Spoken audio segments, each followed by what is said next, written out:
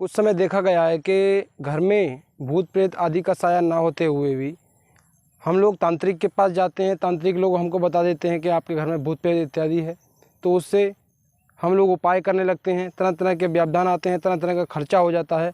लाखों करोड़ों लाखों हज़ारों रुपए हम लोग इसमें खर्च कर देते हैं और इसमें तांत्रिकों का ही भला होता है, हम लोगों का कोई फ़ायदा नहीं होता। तो आइए आज जानते हैं कि वह क्या लक्षण हैं जिनसे हम जान सकते हैं कि हमारे घर में भूत प्रेत इत्यादि है या नहीं है।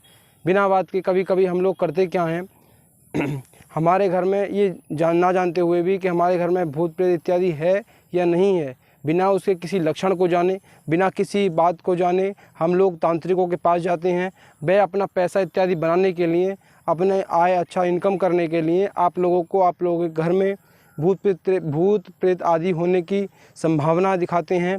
आपके घर में भूत प्रेत होने का डर दिखाते हैं, जिससे आप लोगों से मोटा पैसा वसूलते हैं। तो आइए आज मैं आपको कुछ 5 लक्षण ऐसे आपको बताऊंगा जिससे आप ये जान सकते हैं कि हाँ, आपके घर में कोई भूत प्रेत इत्यादि है या नहीं है। उपाय: वास्तु गलत होने से भी घर में नकारात्मक ऊर्जाओं का होना स्वाभाविक है।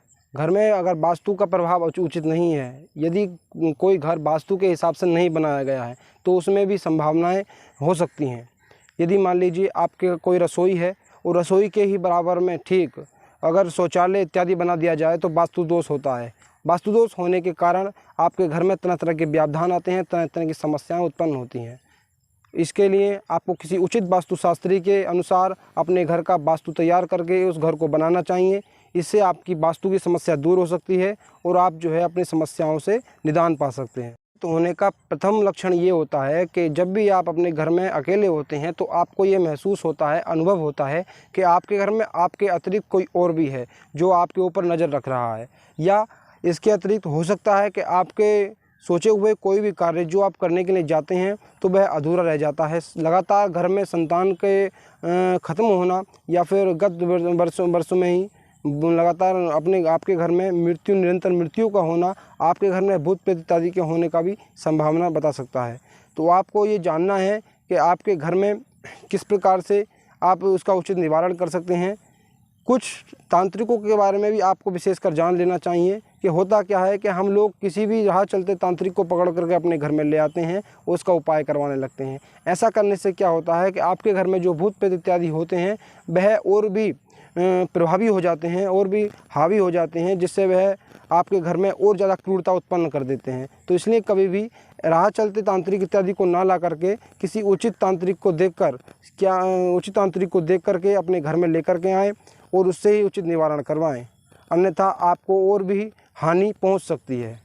उचित तांत्रिक का सिलेक्शन कैसे करें उसके लिए मैं आपको अलग से एक वीडियो दे दूंगा, उसके लिए आप मुझे कमेंट बॉक्स में लिख करके एक बार कह सकते हैं। अब आप तीसरे उपाय को समझिए। कभी कभी होता क्या है, हम लोग सदैव यही समझते हैं कि हमारे घर में किसी का कराया या भूत प्रेत इत्यादि की संबंधित संभावनाएँ हैं, लेकिन हमेशा ऐसा नहीं होता है। कभी कभी हमारे घर में हमारे ही किए गए कार्यों के द्वारा नकारात्मक ऊर्जा प्रविष्ट रहती है, तो आपको उसकी ओर ध्यान देना है। कभी भी अपने घर में मतलब कोई भी वस्तु सड़े ना, कहीं भी पानी इकट्ठा ना हो जिससे कि वह सड़ने लगे। कभी भी अपने पितरों का अनादर ना हो। समय समय पर उनके लिए, जैसे कि पितृ अमावस्या आती है, उन पर उनका समय से भोजन इत्यादि कराया जाए, उनका कनागत इत्यादि किया जाए, श्राद्ध इत्यादि किया जाए, तो इससे वह प्रसन्न रहते हैं। कभी कभी उनके नाराज़ होने से, रुष्ट होने से भी घर में विपत्तियां आती हैं, जैसे कि घर में एक दूसरे से झगड़ा रहना, घर में तरह तरह की कलह होना, लड़ाई झगड़ा होना और तरह तरह के लड़ाई झगड़े होना, एक दूसरे की बात का, एक दूसरे का विचारों का ना मिलना इत्यादि समस्याएं लगातार हर किसी के घर में पितरों के दोष के कारण भी हो सकती हैं। कभी कभी देखा जाता है कि दूध इत्यादि फटने के कारण भी आपके घर में पितृ दोष माना जाता है। कुछ लोग आपके घर में पितरों का होने का इसी के नियम मानते हैं। तो आप इससे समझ सकते हैं कि पितृ भी एक विशेष महत्व रखते हैं हमारे घर की सुख शांति के लिए, इसलिए विशेषकर उनका भी ध्यान रखें। हमेशा भूत प्रेत इत्यादि के तांत्रिकों के से बचाव रखें। हमेशा ये सही नहीं होता है। आपको सत्य की जांच परख करें, उसके बाद ही निर्णय लें, अन्यथा अपना धन इत्यादि व्यर्थ ही गंवाएंगे, उसके अलावा आप कुछ नहीं कर पाएंगे। वीडियो अच्छी लगी हो तो हमारे चैनल को लाइक करें, सब्सक्राइब करें और आगे वीडियो चाहने के लिए हमें कमेंट बॉक्स में जय श्री महाकाल लिख करके भी हमें प्रोत्साहित कर सकते हैं। धन्यवाद।